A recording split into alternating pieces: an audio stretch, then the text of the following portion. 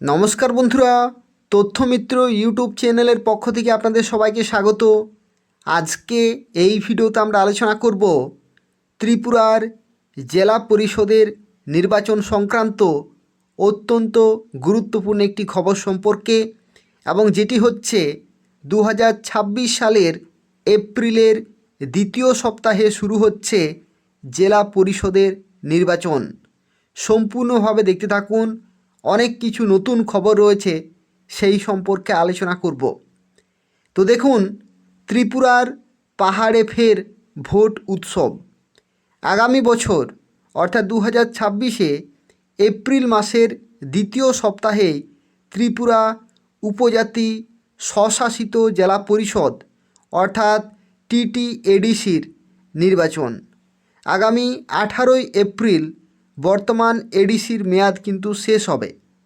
এর ফলে 2026-এর 18ই এপ্রিলের আগে এডিসি নির্বাচনের পুরো প্রক্রিয়া সম্পন্ন করতে হবে রাজ্য নির্বাচন কমিশনকে। নির্বাচনকে কেন্দ্র করে প্রশাসনেও উচ্চস্তরীয় প্রস্তুতি কিন্তু শুরু। এডিসি নির্বাচনকে কেন্দ্র করে সম্প্রতি রাজ্য সরকারের এক বিজ্ঞপ্তি মূলে এডিসি নির্বাচনের জন্য নির্বাচন কমিশনার হিসাবে নিযুক্ত হলেন মনোজ কুমার, এবং কমিশনের সচিব নিযুক্ত হলেন অনুরাগ সেন।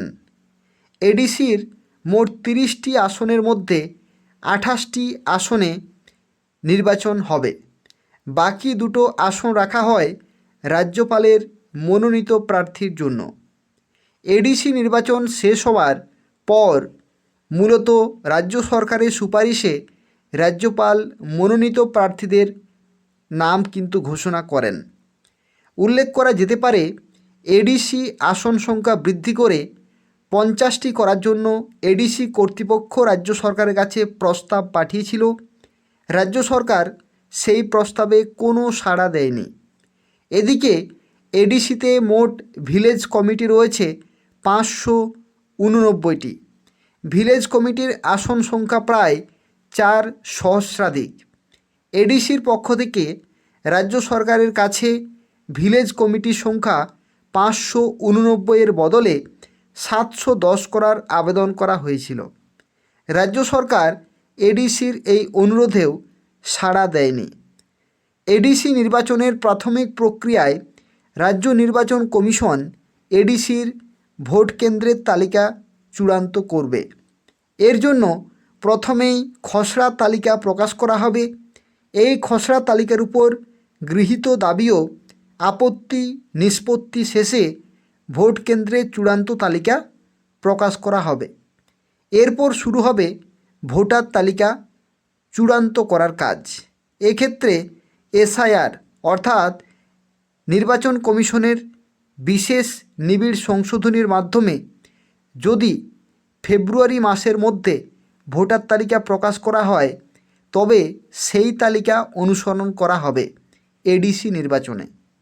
যদি SIRের মাধ্যমে ফেব্রুয়ারি মাসের মধ্যে চূড়ান্ত ভোটার তালিকা না প্রকাশ করা যায়, তবে 2025 সালে নির্বাচন কমিশনের সর্বশেষ সচিত্র চূড়ান্ত ভোটার তালিকা অনুসরণ করে নির্বাচন সম্পন্ন করতে হবে। যাই হোক, ভোট কেন্দ্রের চূড়ান্ত তালিকা প্রকাশের পর ভোটার তালিকার যে খসড়া প্রকাশ করবে রাজ্য নির্বাচন কমিশন। উল্লেখ্য, পশ্চিমবঙ্গ সহ 12টি রাজ্যের SIRের মাধ্যমে ভোটার তালিকা চূড়ান্ত করার পর ত্রিপুরা সহ বেশ কিছু রাজ্যে SIRের মাধ্যমে ভোটার তালিকা প্রণয়নের কাজ কিন্তু শুরু হবে। এদিকে আসন্ন এডিসি নির্বাচন ঘিরে পাহাড়ে রাজনৈতিক দলগুলির তৎপরতা শুরু হয়ে গেছে। ঘর গোছানোর জন্য চলছে জোরদার সাংগঠনিক তৎপরতা। এর পাশাপাশি নির্বাচনের আগেই পাহাড়ে বিভিন্ন এলাকায় কর্তৃত্ব বজায় রাখার প্রশ্নে শাসকের দুই শরিক বিজেপি ও তিপ্রামথা দলের মধ্যে চলছে চরম সংঘাত, হিংসা, হানাহানি। ফলে পাহাড় জুড়ে জনজাতি অংশের শান্তিপ্রিয় জনগণের মধ্যেই এক চরম আতঙ্ক বিরাজ করছে। তিপ্রামথা ও আইপিএফটি চায় এডিসি নির্বাচনের সাথে সাথে ভিলেজ কমিটির নির্বাচনও হোক। কিন্তু ভিলেজ কমিটির নির্বাচন নিয়ে সুপ্রিম কোর্টে মামলা চলছে। সুপ্রিম কোর্ট মামলার চূড়ান্ত রায় না দেওয়া পর্যন্ত রাজ্য সরকার নির্বাচন কমিশনও ভিলেজ কমিটির কোনো উদ্যোগ কিন্তু দিতে পারবে না। যদিও বহু আগেই ভিলেজ কমিটির মেয়াদ কিন্তু শেষ হয়ে গেছে। সরকারি সূত্রে জানা গেছে যে একই সাথে এডিসি এবং ভিলেজ কমিটি নির্বাচন করা রাজ্য নির্বাচন কমিশনের পক্ষে কিন্তু দুঃসাধ্য ব্যাপার। কারণ একসঙ্গে দুটি নির্বাচন করতে গেলে যে পরিমাণ ভোটকর্মী এবং ব্যালট বক্স প্রয়োজন, কমিশন কোনোভাবে তার কিন্তু ব্যবস্থা করতে পারবে না। এপ্রিলকে পাখির চোখ রেখে পাহাড়ে রাজনৈতিক দলগুলিও এডিসি নির্বাচনের জন্য দলীয় রণনীতি কিন্তু তৈরি করতে শুরু করেছে এবং শাসক দল বিজেপি থেকে শুরু করে তিপ্রামথা, আইপিএফটি, গণমুক্তি পরিষদ, কংগ্রেস ইতিমধ্যে এডিসি এলাকায় নির্বাচনকে সামনে রেখে সাংগঠনিক কাজকর্ম শুরু করে দিয়েছে। পাহাড়ে এক মুহূর্তে বিজেপি ও তিপ্রামথার তুমুল সংঘাতে এডিসি এলাকার মানুষ শাসক দলের প্রতি ক্রমশ বীতশ্রদ্ধ কিন্তু হয়ে পড়েছে এবং দুই শরিকের জাঁতাকলে পড়ে আইপিএফটি দলের অস্তিত্ব প্রায় বিপন্ন পাহাড়ে।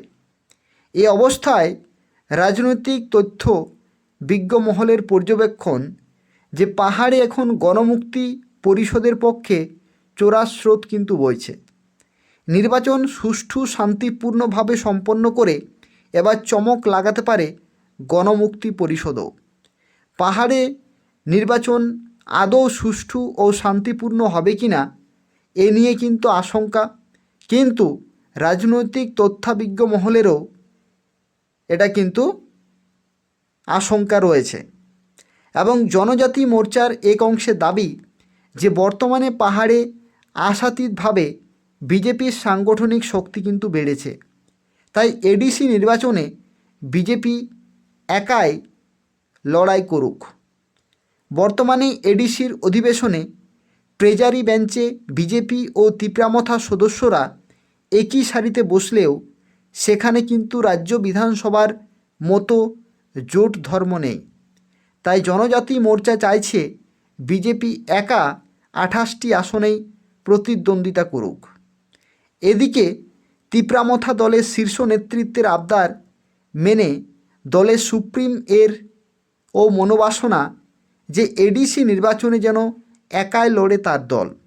এ অবস্থায় আইপিএফটি কার সঙ্গে জোট বেঁধে নির্বাচনে লড়বে এ নিয়ে দলের নেতৃত্ব কিং কর্তব্য বিমূঢ়। তাই হচ্ছে অত্যন্ত একটি গুরুত্বপূর্ণ খবর ত্রিপুরার জন্য, যেখানে আমরা দেখতে পাচ্ছি যে আগামী 2026 সালের এপ্রিল মাসের দ্বিতীয় সপ্তাহে কিন্তু জেলা পরিষদের নির্বাচন, অত্যন্ত গুরুত্বপূর্ণ একটি নির্বাচন।